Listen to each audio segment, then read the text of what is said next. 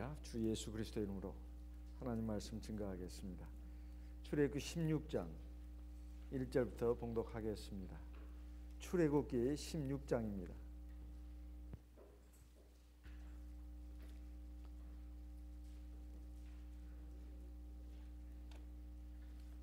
출애굽기 16장 1절. 이스라엘 자손의 온 회중이 엘림에서 떠나 엘림과 시내산 사이 신광야에 이르니 애굽에서 나온 후 제2월 15일이라.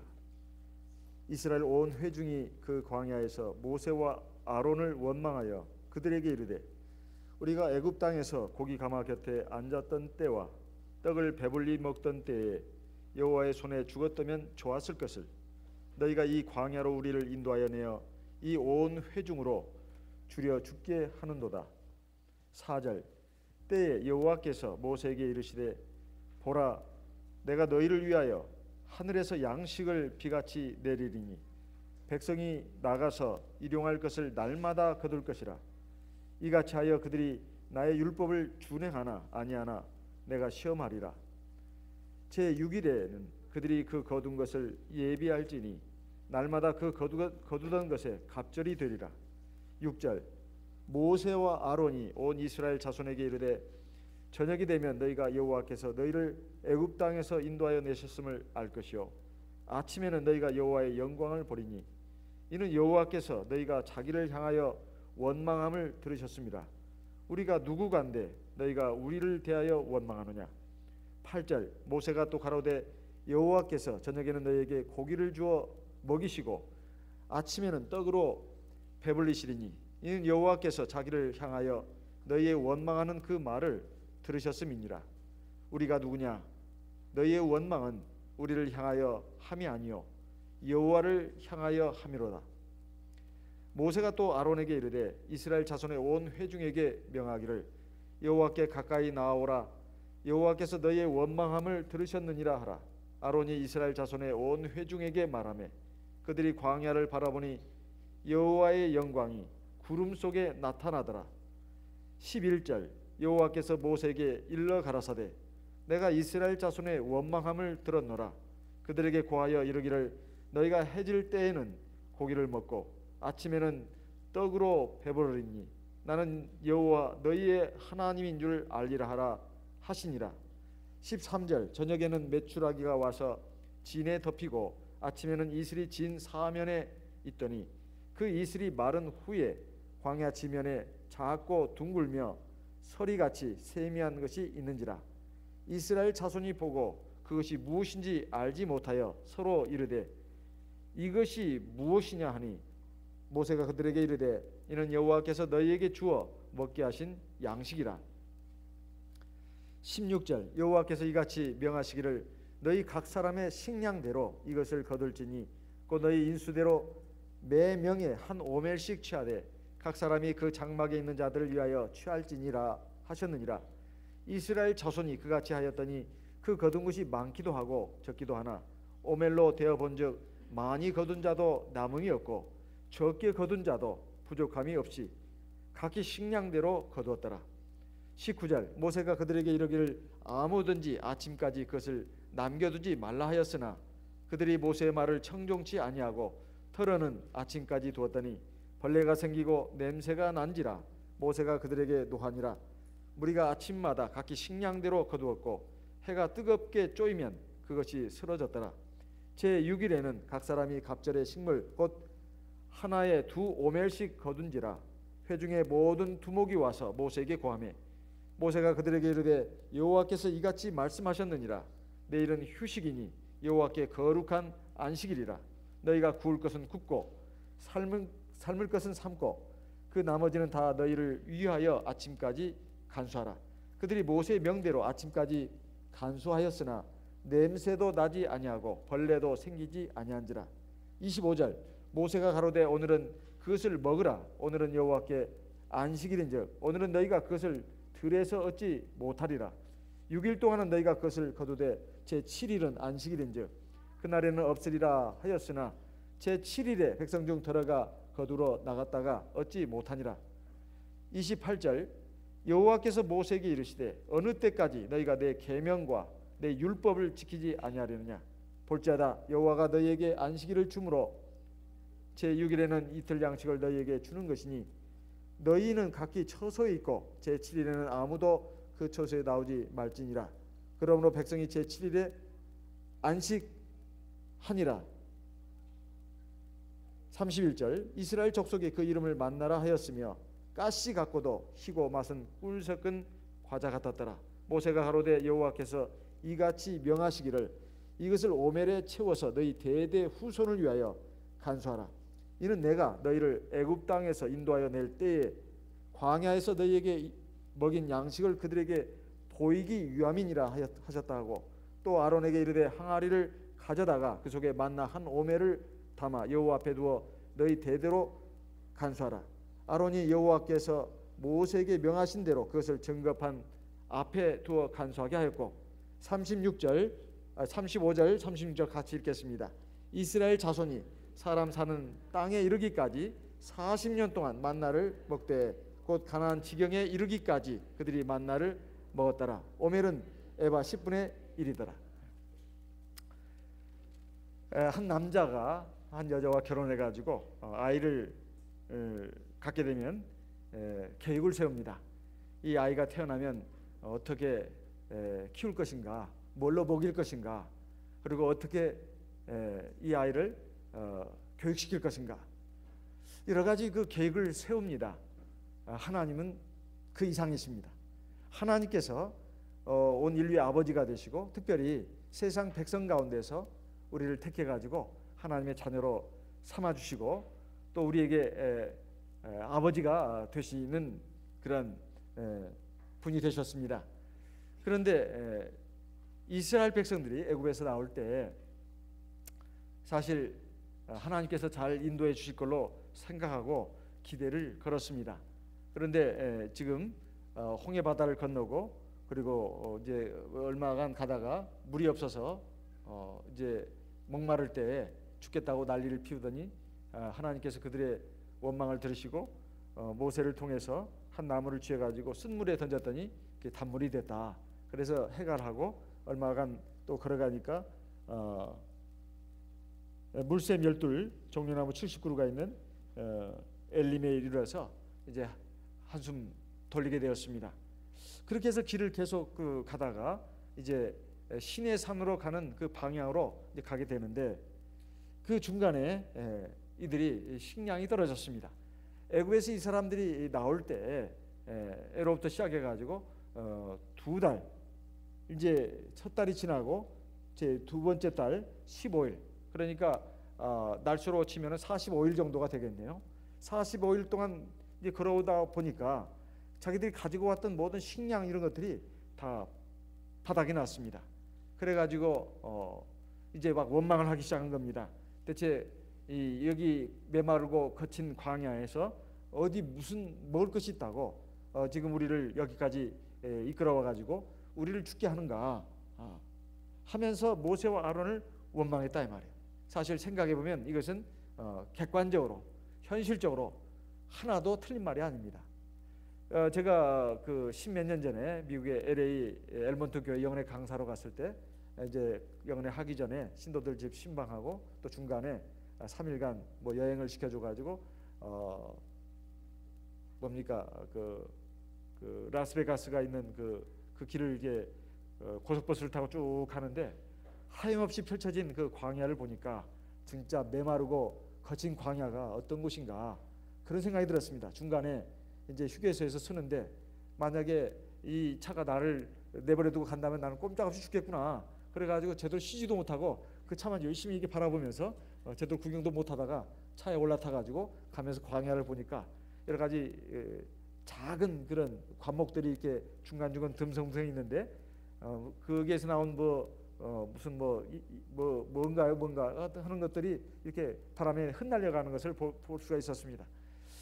저런 곳에서 과연 사람이 살 수 있는가 싶었는데 거기에는 무지무지한 자원이 지하 자원이 매장되어 있다는 그 안내원의 관광 가이드의 말을 듣고 아이고 좀 그렇게 자원이 많이 있어도 저것에서 어떻게 사람이 사나. 아니나 다를까 가도 가도 인가가 보이지 않는 겁니다. 광야라는 것이 바로 저런 것이 아닌가, 그런 생각이 들었습니다. 한두 사람도 아니고 200만 명이 넘는 어마어마한 인구입니다. 우리 교회 성도들이 지금 한 안식일에 한 180명, 180몇 명이 모인다고 하는데, 안식일 점심 식사만 해도 정신이 없지 않습니까? 그런데 이것도 한 끼가 아니고 두 끼를 먹는다고 생각해 보세요. 이것도 정신이 없습니다. 그런데 200만 명이 넘는 그 많은 사람들이 거칠고 황량한 광야에서 어디서 먹을 것을 얻을 수 있겠냐 이 말이에요. 그러니까 기가 막힌 노릇이죠. 그러니까 원망하는 것은 너무나 당연합니다. 문제는 그것이 아닙니다. 그 사람들이 어떻게 하나님의 살아계심, 역사하심, 하나님의 권능, 이것을 체험했냐 이 말이에요. 애굽에 10가지 재앙이 내려가지고 자기들이 정말로 승리의 찬가를 부르면서 떠나던 그 여호와의 밤, 그것을 그들은 잊었습니다.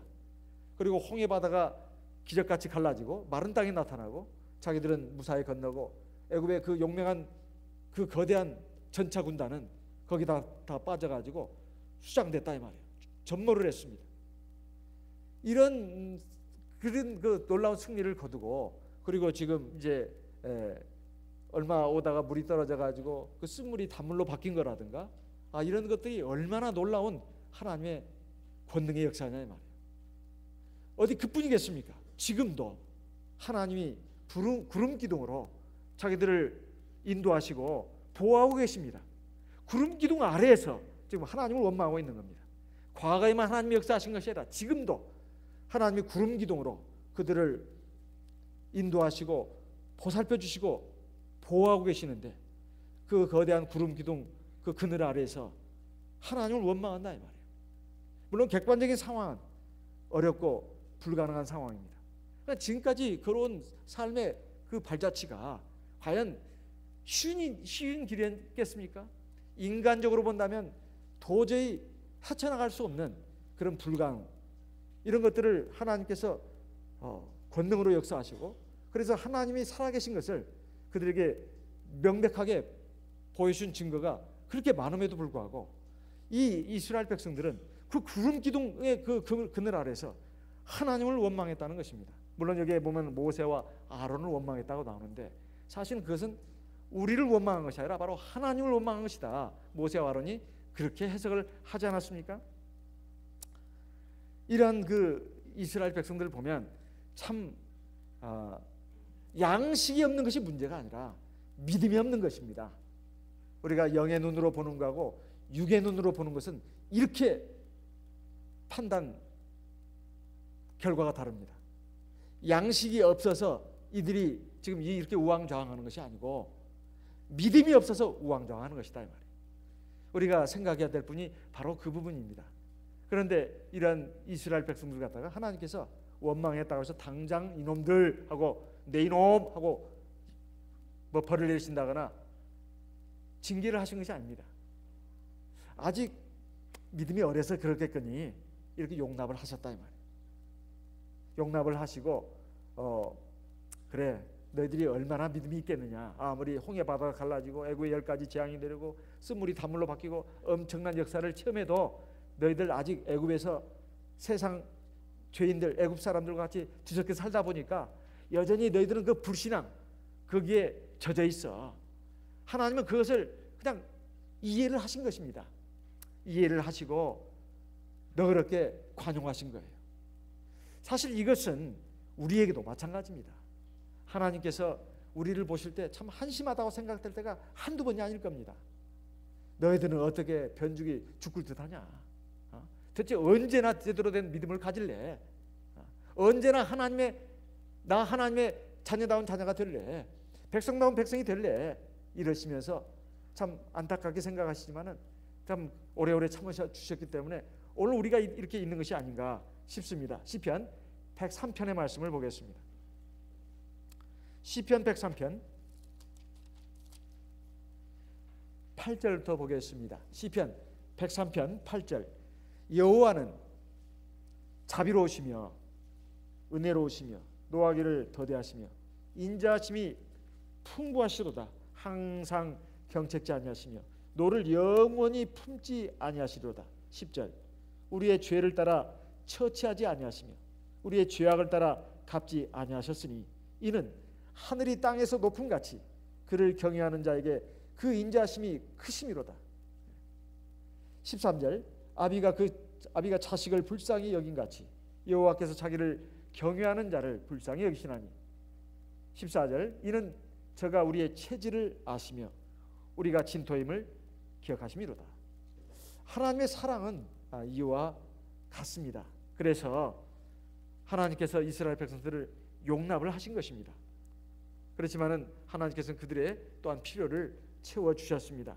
4절 출애굽기 16장 4절에 보면 때에 여호와께서 모세에게 이르시되 보라 내가 너희를 위하여 하늘에서 양식을 비같이 내리리니 백성이 나가서 일용할 것을 날마다 거둘 것이라. 이같이 하여 그들이 나의 율법을 준행하나 아니하나 내가 시험하리라. 여기에 중요한 두 가지 말씀이 나옵니다. 하나님께서 이스라엘 백성들의 원망을 개의치 않으시고 내가 너희를 위하여 하늘에서 양식을 비같이 내려줄 것이다. 이것을 말씀하시고 그것이 너희의 일용할 양식이 될 것이다. 일용할 양식이라는 것은 날마다 먹을 양식이다 이런 말입니다. 그리고 바로 이것이 또한 하늘에서 내려주는 만나 이것이 바로 너희들을 향한 시험도 된다 이렇게 말씀했습니다. 무슨 시험이요? 율법을 지키나 안 지키나, 하나님의 계명 하나님의 말씀을 지키나 안 지키나 여기에 대한 시험이 될 것이다 이렇게 말씀했습니다. 그런데 이 양식이라는 것이 지금 하나님이 하늘에서 내려주신다는 겁니다. 여기에 보면 하늘에서 양식을 비같이 내린다 이렇게 되어 있어요. 하늘에서 비같이 내린다는 것입니다. 이것은 보통 식량이 아니라는 뜻입니다. 세상에서 먹을 수 있는 쌀, 밀, 보리, 옥수수, 조수수, 콩 이런 곡물로 만든 음식이 아니다는 거예요. 또는 무슨 그 고기로 소고기, 돼지고기, 닭고기, 오리고기, 뭐 양고기 이런 고기로 만든 고기도 아니고 어류로 만든 고기도 아니라는 거예요. 이건 하나님 주신 비상한 음식입니다. 이것은 인간이 제조한 것이 아니다 이 말이에요. 또 애굽에서 갖고 나온 음식도 아닙니다. 그리고 광야의 어떤 나무에서 열리는 열매도 아니다 이 말이에요. 하늘에서 내려온 하나님의 선물로서 주시는 양식이라는 것입니다. 하나님이 인도하신다면, 하나님이 함께 하신다면 광야 어디에서나 아침마다, 매일 아침마다 먹을 수 있는 양식이 된다는 것입니다. 그런데 이 양식을 얼마 동안 먹었냐? 하루 이틀 먹었는가요? 한두 달 먹었습니까? 1, 2년 먹었습니까? 무려 40년을 먹었습니다. 40년을 먹었어요. 그것도 수백만 명이 40년 동안 먹었어요. 200만 명으로 추산되는 그 어마어마한 사람들이 40년간 먹었다 이 말이에요. 근데 이 음식 가지고 물론 중간에 우리가 고기가 먹고 싶다, 이거 너무나 질린다 한두 번 원망한 적은 있습니다. 하지만 이거 먹고 영양실조에 걸렸다거나 아니면 뭐 전쟁을 못했다거나 병 걸렸다거나 이런 적이 한 번도 없습니다. 한 번도 없어요. 이 음식 때문에 병 걸렸다거나 약해졌다거나 전쟁을 못할 정도로 기력이 없었다거나 그런 적이 없었다 이 말이에요. 놀라운 일 아닙니까? 매일같이 하늘에서 떨어지는 이슬 같은 것인데 그것이 가시 같은 것이라고 여기 나와 있고 아까 읽은 말씀에, 그리고 색깔은 흰색이고 아주 작았다고 했습니다. 동글동글하다고 했어요.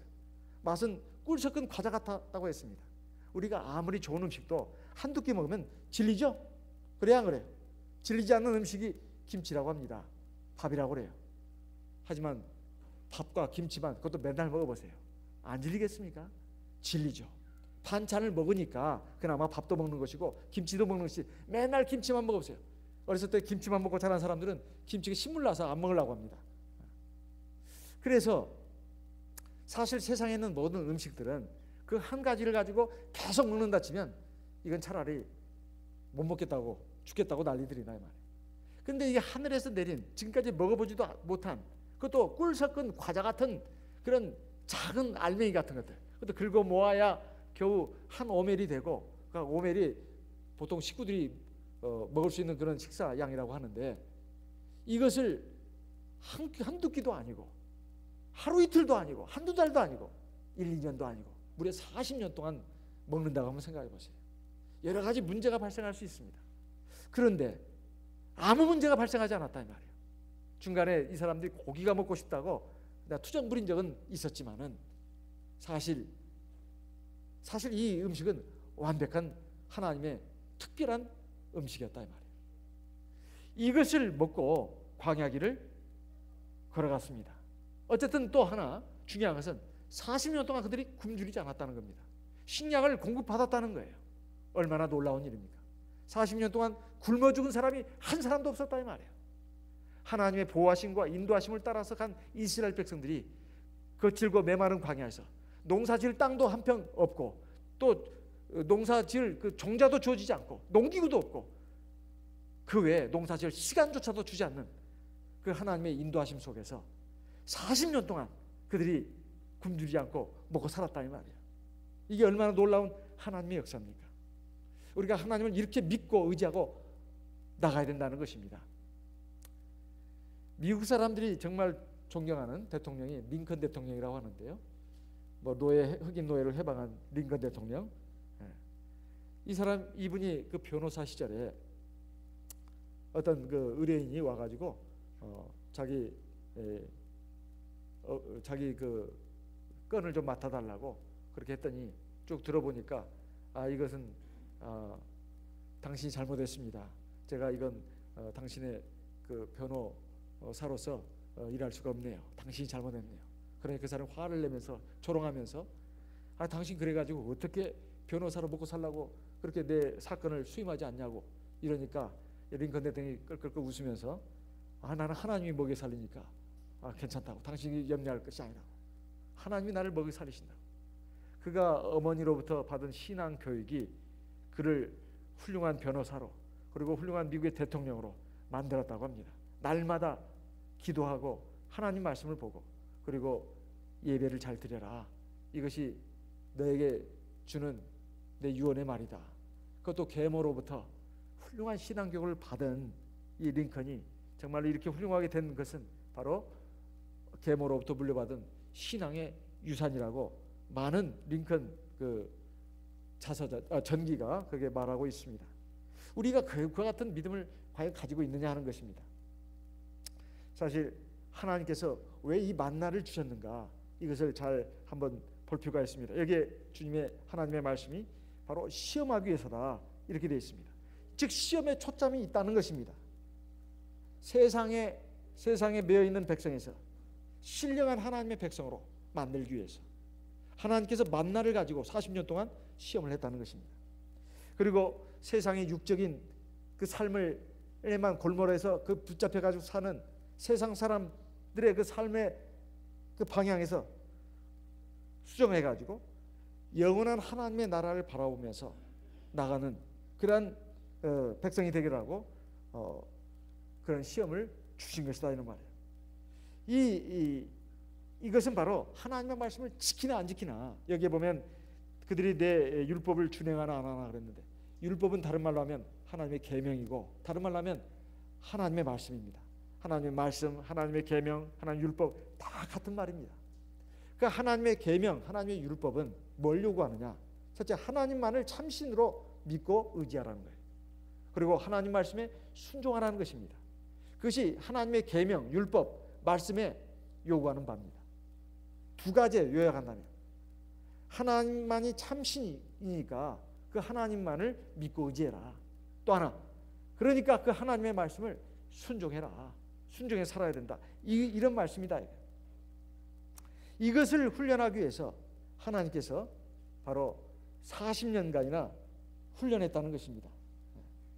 이것은 정말 보통 일이 아닙니다. 보통 일이 아니에요.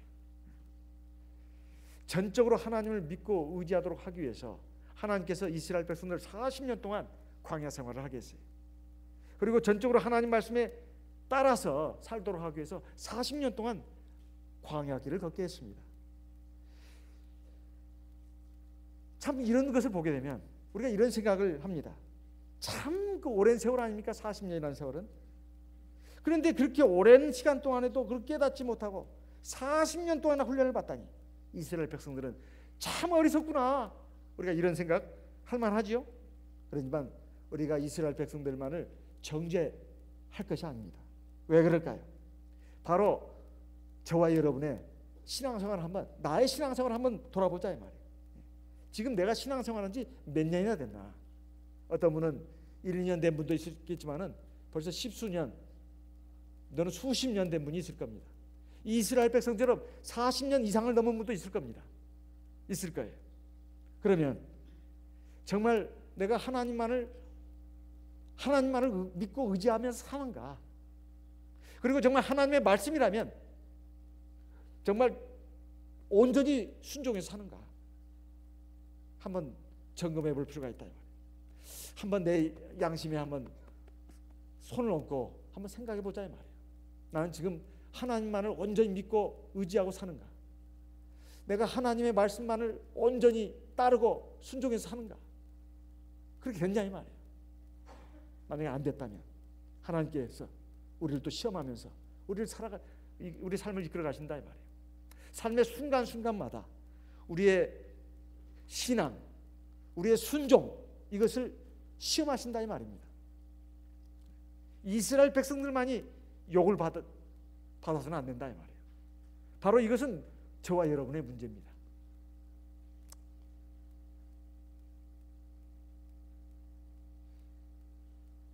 어느 그 유명한 문필가가, 아주 글 잘 쓰는 문학 문필가가, 작가가 자기 집에 그 정원이 있는데 그 정원의 연못에다가 메기를 키웠습니다. 그러다가 보니까 메기만 보니까 너무 실증이 나서 금붕어를 집어넣었어요. 그러니까 메기가 금붕어를 막 잡아먹는 겁니다. 금붕어가 크든 작든 막 잡아먹어요. 이게 너무 안타까웠어요. 그래서 어떻게 할까 한번 연구를 해봤어요. 생각을 해봤습니다. 그래가지고 큰 유리 어항에다가 이제 메기도 집어넣고 그 다음에 금붕어도 집어넣었어요. 그리고 가운데를 큰 유리막으로 이렇게 사이를 갈랐습니다. 그랬더니 이제 그 안에 들어간 메기가 금붕어, 이거 자기 밥이잖아요. 이거 맛있는 밥이단 말이에요. 그래서 막 먹으려고 막 달라들다가 유리벽에 막 부딪히는 겁니다. 그때마다 통증을 느끼죠. 또 금붕어가 오면 이놈 그 금붕어 하면서 막 입을 크게 벌리면서 달라들 때마다 그 유리벽에 막 부딪히는 거예요. 그렇게 머리를 찢기를 여러 번 하다 보니까 이제 고통을 알게 되었습니다. 그래서 어떻게 됐느냐? 금붕어가 아파도 메기가, 금붕어 보면은 메기가 방향을 돌리는 겁니다. 금붕어 앞에 나타나서 윙크를 해도 고개를 돌리고 다른 데로 가버리는 거예요. 그래가지고 이제 그 가운데 쳐놨던 유리막을 이게 치웠습니다. 그랬더니 어떻게 되느냐? 역시 마찬가지였어요.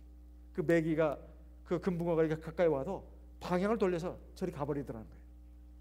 이 금붕어를 훈련시키는데도, 메기를, 그래가지고 다시 이들을 갖다가 그 연못에서 집어넣었더니 메기와 금붕어가 다 이렇게 그냥 섞여서 이렇게 살더라 이 말이에요. 이것을 보면서 우리가 뭘 느껴야 되느냐? 하나님께서, 우리 하나님의 사람도, 백성들도 이렇게 참 세상의 정욕, 세상의 허망한 것, 이것으로부터 우리가 참 그게 얽매이지 않고 그게 빠지지 않고 또 넘어지지 않게 하기 위해서 여러 가지 시련과 고통을 준다 이 말이에요. 이마가 깨지고 부딪히고 아프고 통증과 괴로움을 주셔가지고 겨우 사람을 만들어가는 겁니다. 이제 어떤 죄의 유혹이 와도, 어떤 나쁜 짓의 유혹이 와도 거기에 달래들지 않는, 금붕어같이 화려하고 예쁜 그런 것들이 와도 흔들리지 않는 그런 메기가 되듯이 우리 하나님의 백성도 하나님께서 이렇게 인도하신다 이 말이에요. 여러 가지 시련, 고난, 고통, 아픔을 통해서 우리를 철들게 하는 것입니다. 이런 과정이 이 동물을 통해 가지고도 훈련의 성과로서 나온 것인데, 우리 하나님의 백성들이 대체 어느 정도까지 가야 하나님 앞에서 참된 믿음을 가질 것이며, 그리고 겸손해질 것이며, 온유해질 것인가, 그리고 성실해질 것인가, 그리고 정말로 착하고 충성된 사람이 될 것인가, 더 중요한 것은 하나님 말씀에 순종하는 사람이 될 것이냐 이 말이에요. 내 믿음뿐만 아니라 내 인격, 내 행동, 모든 것이 하나님의 백성다운 백성, 하나님의 자녀다운 자녀가 될 것이냐 이 말입니다. 그 과정을 위해서 하나님께서 여러 가지 시험을 주시는 겁니다. 이스라엘 백성들이 하나님께서 만나를 주신 것이 바로 그 하나님의 계명을 지키게 함이었다 이런 말이에요. 신명기 8장 3절 말씀을 보겠습니다. 신명기 8장 3절. 신명기 8장 3절 말씀, 2절 3절을 같이 읽어보겠습니다. 신명기 8장 2절 3절. 네 하나님 여호와께서 이 40년 동안에 너로 광야의 길을 걷게 하신 것을 기억하라. 이는 너를 낮추시며 너를 시험하사 네 마음이 어떠한지 그 명령을 지키는지 아니 지키는지 알려 하십니다. 3절. 너를 낮추시며 너로 줄이게 하시며 또 너도 알지 못하며 네 열조도 알지 못하던 만나를 네게 먹이신 것은 사람이 떡으로만 사는 것이 아니요 여호와의 입에서 나오는 모든 말씀으로 사는 줄을 너로 알게 하려 하심이니라. 여기까지. 하나님께서 40년 동안 이스라엘 백성들에게 만나를 주셨다. 이걸 단순하게 생각하시면 안 됩니다. 왜 안 되느냐? 보통 양식은 말이에요, 지상에 있는 그런 동물이나 식물을 가지고 사람이 식량이 되는 겁니다. 근데 만나는 말이에요, 하늘에서 내려온다니까요. 하늘에서 매일같이 내려옵니다. 그리고 아까도 말씀드렸듯이 꿀 섞인 과자 같은 아주 작은 알맹이, 이슬처럼 작은 알맹이란 말이에요. 이건 비상식량입니다. 그런데도 그것이 이스라엘 백성들에게 그 40년 동안 생명을, 육체의 생명을 유지하는 실질적인 양식이 됐습니다. 이건 뭘 말하냐? 매일매일 하늘을 쳐다봐야 돼요. 그리고 다음날 보면 어김없이 내려와 있습니다. 그리고 가족별로 나가가지고 다 따오되 보면은 딱 자기 식량이 되는 거예요. 여기서 하나님이 하신 말씀이 다음날 아침까지 남겨두지 마라, 분명히 말씀했습니다. 이게 명령이에요. 그런데 어떤 사람들은 혹시나 해서 남겨뒀어요. 먹고는 남겨뒀어요. 어떻게 됐을까요? 아침에 어떻게 됐어요? 벌레가 생기고 썩어서 못 쓰게 됐다 이 말이에요. 이것은 하나님을 철저하게 믿고 의지하라는 뜻입니다. 그리고 이것은 하나님의 백성들이 세상에 살아가는 동안에 탐욕을 갖지 말라는 거예요. 탐욕을, 욕심 갖지 말라는 것입니다. 사람마다 다 자기 분수대로, 자기 지혜와 능력대로, 자기 은사대로 세상에서 여러 가지 직업을 가지고 살면, 물론 세상 사람들이 볼 때는 이것은 고소득 직업, 이것은 소득이 별로 없는 직업, 그래도 먹고 사는 것은 다 입에 풀칠하고 다 산다 이 말이에요. 부자라 해서 하루 세 끼 이상 먹지 않습니다. 가난한 사람에 대해서 사실 하루 끈이를 걸려야 할 정도가 아니다 이 말이에요. 하나님 백성이라면 하나님이 다 먹이고 기르신다는 것입니다. 공중에 나는 새들도, 들에 핀 백합화도 하나님이 먹이시고 기르신다는 거예요. 근데 왜 염려하냐 이 말이에요. 그래서 이건 하나님에 대한 철저한 믿음을, 그리고 하나님을 철저히 의지할 것을 요구하시는 것입니다. 그리고 절대로 탐욕을 갖지 말라. 탐욕이라는 게 뭘까요? 자기 분수 이상으로 욕심내는 것입니다. 내가 먹고 사는 정도면 된다, 내가 굶지 않으면 된다, 그 정도면 만족하라는 뜻입니다. 그런데 그 이상의 어떤 욕심을 가진다 이 말이에요. 내가 남보다 더 뛰어나야 되고, 또 남들이 우러보는 어떤 뭘 그 손에 쥐어야 되고, 그래야 내가 사는 것이지 그냥 먹고 사는 것만 가지고 만족하지 못해. 이런 마음을, 그리고 이런 행동으로 하나님 백성은 나가서는 안 된다는 뜻입니다. 그것을 가르쳐주기 위한 것이다 이런 말씀이에요. 그리고 안식일, 엿새 동안 말입니다. 특히 5일간은 매일 내린 아침에 딴 것이 하루 양식이 됐습니다. 그런데 참 희한하게 6일째 되는 양식은 다음 날까지 딸 수 있도록 내렸다 이 말이에요. 그리고 그것은 다음 날까지 둬도 벌레가 안 생기고 썩지 않았다고 아까 읽은 말씀에 나와 있지 않습니까? 그 희한한 일이에요. 왜 엿새째 되는 날을 그렇게 했냐 이 말이에요. 그것은 6일이 문제가 있는 것이 아니라 7일에 중점이 있습니다. 안식일을 기억하여 거룩히 지키도록 하기 위해서. 하나님의 백성들은 안식일을 거룩히 지키라는 뜻이에요. 안식일을 지키라는 이 말씀에 대해서 우리 예전부터 우리 성도님들이 그 의미를 바르게 그리고 깊이 있게 잘 생각을 안 하고 그냥 무심코 듣고 지나가고 하다 보니까 안식일 날은 일을 나가면 안 돼, 안식일하면 공부하면 안 돼, 안식일은 무조건 쉬어야 돼, 그런 의미로만 알고 있었단 말이에요. 근데 안식일을 거룩히 지키라고 되어 있습니다. 거룩하게 지키라. 특히 창세기 2장 2절 3절에 보게 되면 하나님이 일곱째 날을 복주사 거룩하게 하셨다, 이런 말씀이 나오고, 그리고 안식일을 명문화된 법으로 성문화된 법으로 주신 것은 바로 이 출애굽한 이스라엘 백성들이 시내산에서 모세를 통해서 받은 십계명에 나타나 있습니다. 출애굽기 20장 13절, 출애굽기 20장 8절 이하에 보게 되면 바로 안식일 계명이 나오는데 이 안식일을 쉬라고, 일을 쉬라고 지금 말씀하고 있습니다. 근데 그 쉬라는 의미가 애굽에 종되었던 곳에서 너희를 이끌어냈기 때문이다. 그러니까 거기에 보면은 안식일 계명이 출애굽기 20장 8절 이하에 나오는데, 하늘과 땅과 바다와 그 가운데 있는 모든 것을 하나님이 만들고 그날에 쉬시고 그날을 거룩하게 하셨다, 이런 말씀이 나옵니다. 그러니까 천지 창조의 하나님이라는 것을 알려줄 뿐만 아니라 천지 창조를 하신 그런 하나님이 모든 것을 다 만들어 놓고 너희들 보고 쉬라고 하는 것이다. 그러니까 걱정 말고 쉬어라, 이 말이에요. 너희들 먹여 살리는 것은 하나님 내가 할 일이야. 그러니까 걱정 말고 믿음을 가지고 쉬어라, 이런 뜻이고, 그리고 신명기 5장 15절에 가서는 구원의 은혜를 기억하게 하기 위해서, 애굽 땅 종되었던 집에서 너희를 구원하신 여호와 하나님을 기억하도록 하기 위해서 너희들 안식일을 쉬라고 한 것이야. 신명기 5장 15절에 나오는 말씀입니다. 신명기 5장 15절에. 그런데 우리가 꼭 알아야 될 것이 바로 이 안식일이 거룩하게 지키는 것이다, 이런 말씀이에요. 거룩하게 지킨다는 말은 그냥 무조건 일을 하지 않고 놀고 쉰다, 그런 뜻이 아닙니다. 하나님 앞에서 거룩이라는 것은 하나님과 연관돼야만 알 수 있는 거예요. 그러니까 하나님을 경배하라는 뜻입니다. 하나님을 경배해야 거룩해진다, 이 말이에요. 이건 출애굽기 31장 13절에도 있지만 그 말 똑같은 말씀이 에스겔 20장 12절에도 있습니다. 에스겔 20장 12절 말씀을 보도록 하겠습니다. 에스겔 20장 12절 같이 읽어보겠습니다.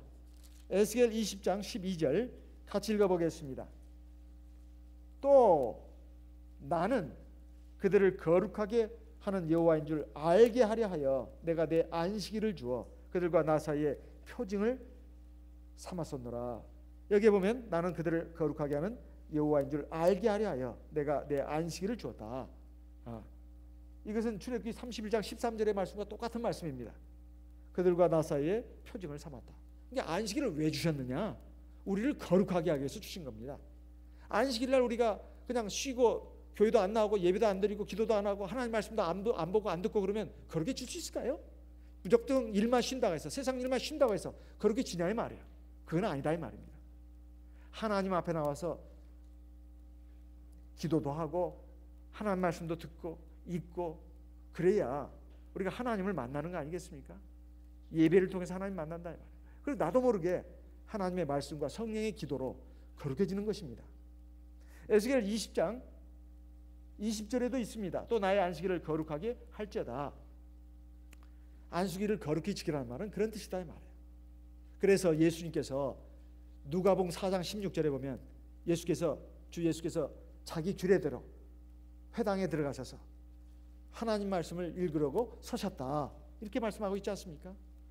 그리고 출애굽 사도행전 16장 13절인가요? 거기에 보면 사도 바울이 이제 안식일에 어디 기도처가 있는가요? 이제 강가에 나왔다가 복음을 전하게 되지 않았습니까? 그리고 사도행전 17장 2절에 보면 바울 사도가 자기 규례대로 제에게로 들어가서 새 안식일마다 하나님의 말씀을, 성경을 강문을 할세, 이렇게 나오죠. 자기 규례대로 회당에 들어가서 하나님 말씀을 강론했다고 나옵니다. 이것이 바로 안식일을 지키는 방법입니다. 근데 안식일 날 쉬기만 하면 된다. 일만 안 하면 돼. 이거 안식일 지키는 게 아닙니다. 안식일은 거룩하게 지키는 것입니다. 거룩한 뭔 행동을 해야 된다 이 말이에요. 거룩한 행동이 뭐겠습니까? 예배입니다. 하나님 말씀을 듣고 읽는 거, 그리고 기도하는 것이 하나님 앞에 거룩한 행동이다 이 말이에요. 그리고 또 하나, 이 안식일을 그렇게 거룩히 지켜야 되는데, 안식일 교회에 와서 예배 한번 드리고 나 드렸어, 그리고는 이제 밖에 나가서 논다거나 뭐 차 마신다거나 빈둥빈둥 이렇게 하면은 그건 안 되는 것입니다. 물론 안식일에 성업에 종사하는 분들은 아동반 예배, 중고등부 예배, 그 밖에 필요한 또 다음 뭐 행사를 위해서 열심히 일을 뭐 하시는 분들은 그건 안식일 지키는 것입니다. 꼭 예배만 드리는 것만이 아니니까. 하지만 예배 드리는 것도 아니고 봉사하는 것도 아니고 아무것도 안 하면서 그냥 빈둥빈둥 어슬렁어슬렁거리면서 노닥거리고 있다거나 내가 대화나 하고 있다거나 그러면 안 된다 이 말이에요. 어떤 구도자를 놓고 하나님 말씀을 전하고 있다거나 아니면 초신자를 놓고 하나님 말씀을 교육하고 있다거나 이건 지키는 것입니다.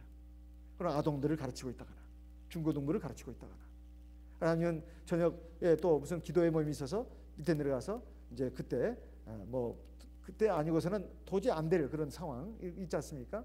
그런 것은 안식일을 지키는 것입니다. 하지만 아무것도 뭐 하는 것도 없이 그냥 그때 가서 텔레비나 보고 있다거나 아니면 잡지나 보고 있다거나 지금 예배를 다 드리고 있는데 그래서는 안 된다 이 말이에요. 이것은 믿음으로 지키는 것이 아닙니다. 첫째 믿음으로, 그리고 거룩하게 지켜야 된다 이 말이에요. 그 외에 우리가 하나님 안에서 성도들과 대화도 하고 그런 건 괜찮습니다. 차도 마시면서 서로 우위를 다지는 거, 이것은 서로 교제하고 연합하는 것이니까 아름다운 것이다 이거예요. 제가 말씀드리는 건 예배 시간에 딴짓하는 것은 안 된다 이 말이죠. 자, 이런 것이 바로 하나님 앞에서 거룩하게 안식일을 지키는 것입니다. 사실 이 안식일은 이 일곱째 날에는 양식이 그 만나가 썩거나 벌레가 생기지 않았다고 되어 있어요. 이것은 정말로 많은 간증들이 있습니다. 우리가 안식일 날 참 하나님 앞에 나와서 예배드리는 거, 이걸 시간을 아까워하는 사람들은 참 이게 참 굉장히 이건 안타까운 일입니다. 예를 들면 어떤 남녀가 사랑하는데 뭐 그냥 뭘 요구만 하지 전혀 만나려고 하지 않아요. 달라고만 하지. 필요할 때 또 부모 자식 간에도 마찬가지입니다. 자기 필요할 때 학비 달라, 용돈 달라고만 하지 부모하고 대화를 안 하려고 그래요. 이것은 정말로 이건 부모 자식 간의 관계라고 할 수가 없습니다. 우리가 사랑한다면 대화를 해야 된다. 하나님이 참 뭐 얼마나 욕심 많은 분이 아닙니다. 우리를 위해서, 우리의 생명을 위해서, 우리의 구원을 위해서 안식일을 만든 것입니다. 그리고 안식일 날 하나님 앞에 나와야 하나님 말씀을 듣고 우리가 생명의 양식으로 우리 영혼과 육체가 강건해집니다. 그리고 새 힘을 얻고 능력을 얻는다 이 말이에요. 하나님 또 생명과 은혜와 진리와 능력과 지혜를 얻는 날, 이것이 바로 안식일이다 이 말이에요. 외국에 있는 어떤 성도님의 간증입니다. 이분이 시장에서 옷감을 파는 분이었는데요. 이 성도님은 가게 문을 열기 전에 먼저 하나님 말씀을 읽고 기도한답니다. 손님이 있든 없든 간에 항상 가게 문 열기 전에 가게에 와서 하나님 말씀 읽고 기도한다는 거예요. 그리고 가게 문을 연다는 겁니다. 그래가지고 하루 일을 시작하는 거예요. 근데 손님이 그렇게 많이, 마치 물건 싸게 팔아서 손님이 많은 것처럼 손님이 그냥 픽적픽적 한단 말이에요. 이걸 보고 그 가게 주인이 이 사람 자리가 너무 좋은가 보다. 그래가지고 그 사람을 나가라고 했습니다. 이제 제 임대 계약을 안 하고 그거 내가 해야 되겠다.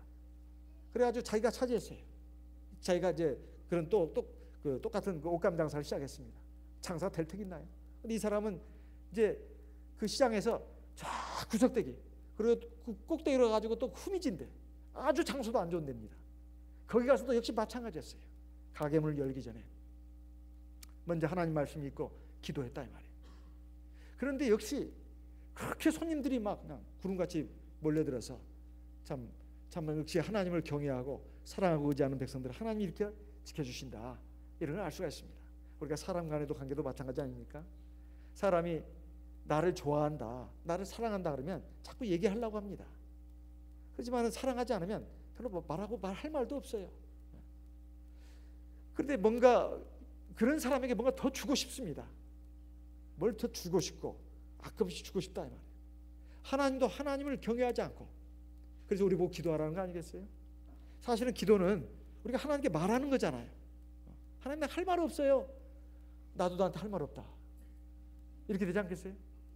우리가 기도는 사실 우리가 하나님께 막 얘기하는 거 아니에요? 너희들 말 같지 않은 말 해도 괜찮아. 제발 말 좀 해봐. 말 좀. 이게 기도 아닙니까? 하나님 우리에게 원하시는 기도가 뭐냐 이 말이야. 너희 좀 입 좀 벌려가지고 마음 좀 벌려서 말 좀 쏟아놔봐. 난 너희들 마음을 알고 싶단 말이야. 아 하나님 나 할 말 없어요. 기도 안 하는 사람은 그거잖아요. 하나님 나 할 말 없다고. 하나님만 말씀하시라고.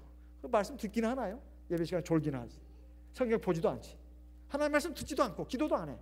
이게 하나님과의 관계가 이게 제대로 된 관계냐 이 말이에요. 우리가 하나님 앞에 기도한다는 것은 우리의 마음을 하나님께 드리는 것입니다. 그러면 하나님도 우리를 가까이 하셔요. 우리가 하나님을 가까이 할 때 하나님도 우리를 가까이 하십니다. 하나님 말씀 자꾸 다 들으려고 하면 하나님도 이놈 봐라 이놈 봐라 이뻐 죽겠네 막 더 주신다 이 말이에요. 그리고 말도 안 해. 필요할 때만 용건만 말해. 돈 주세요. 밥 주세요. 끝. 내 길 가고. 돈 주세요. 밥 주세요. 내 길 가고. 말도 안 하고 말도 안 들으려고 그래. 하나님 말씀 들으려고도 하지 않고 내가 하나님한테 말도 안 하려고 그래. 대체 이래가지고서야 어찌 하나님의 은총과 사랑을 받을 수 있겠냐 이 말이에요.